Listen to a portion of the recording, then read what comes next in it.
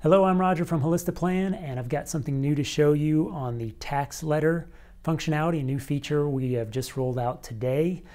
First, though, I would just like to say we have been absolutely astounded by the level of interest and enthusiasm for the tax letter. I mean, honestly, I expected maybe 10 firms to really kind of latch on to it early on, but it has really struck a chord. I mean, there are many dozens of firms who have clearly kind of latched onto this, and I guess I've been sending tax letters out to clients all along. I didn't know how widespread of a practice that was, and I think the idea of doing it that much more efficiently has really resonated with a lot of people. So thank you to everyone who is already using it. Thank you for all the comments you've been giving us on how we can improve it. Now, one main comment we've received, and that brings me to the new feature, is it's not any one client, but it's all one theme, which is, hey, it'd be really great if you could add this section. And that section is sometimes something very specific to that person's geography or the type of client they serve, or just a different idea of what a tax letter represents. If we tried to add all those suggestions, the thing would be a mile tall. And so what we've added is, this is the new feature, the ability to create your own custom sections on the tax letter. So here's how you do that. This is available to firm admins, but right here at the bottom of the household screen, where you kind of the entry point for all tax letter work, is this new link. And this link takes you to a screen that allows you to create a custom tax letter section. And here we have to give it we're going to say we're going to create a new one. I'm going to say for 2020, that's what we're in now.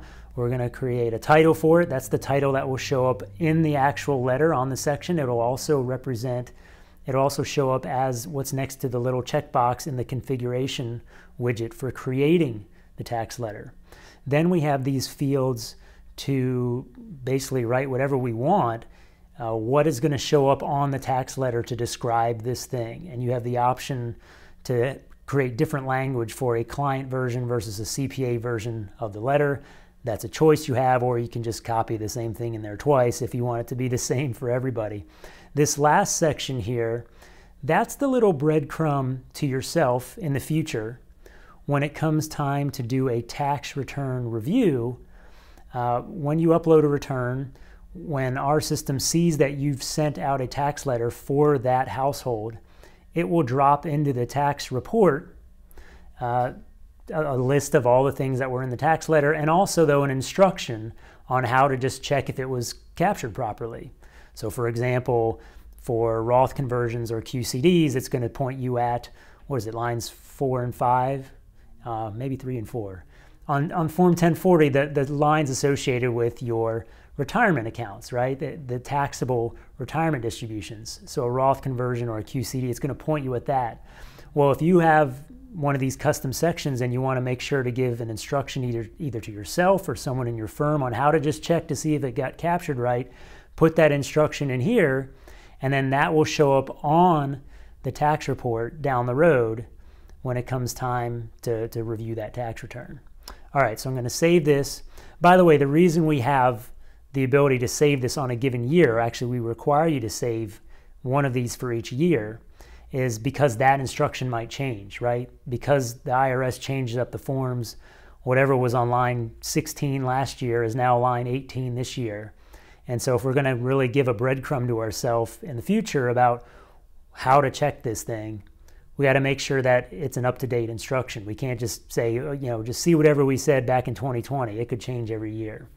So, okay, flipping back to the actual generation of the tax letter, you'll see here at the bottom of all my list of kind of built-in choices is this new custom section I added. In this case, it's very specific.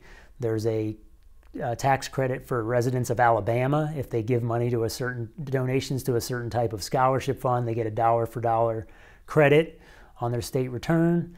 And so that's where it shows up. And then when I add that, and then I click over to the tax letter itself, we'll see here towards the bottom that custom section, and in it the custom language that I set up in that previous page. we're pretty excited about this. I think it's going to really allow you to capture, I think, just about anything you need to in the tax letter. There's still potentially a need to add just a free-form text field, so we're still kind of looking at that. I'd be interested in hearing the use cases you might have for a free-form text field in addition to this piece we just added. But in general, I think that's going to cover a lot of those cases where someone wrote into us and said, look, it'd be really great if you added X or Y or Z. Now you can add in X or Y or Z. You can make it show up and with whatever language you want, and then add that to as many of the tax letters as is applicable for your client base. Again, thank you to everyone who has written to us about the tax letter, who's given it a try. Your responses have completely exceeded our expectations, so we're thrilled that it's finding a place in your firm, that it's finding a place in your workflow, hopefully making this tax season that much more efficient, way more than it was maybe last year. So we're happy to help, and we're just thrilled to see it out there in the world. Thanks again, more to come. Take care.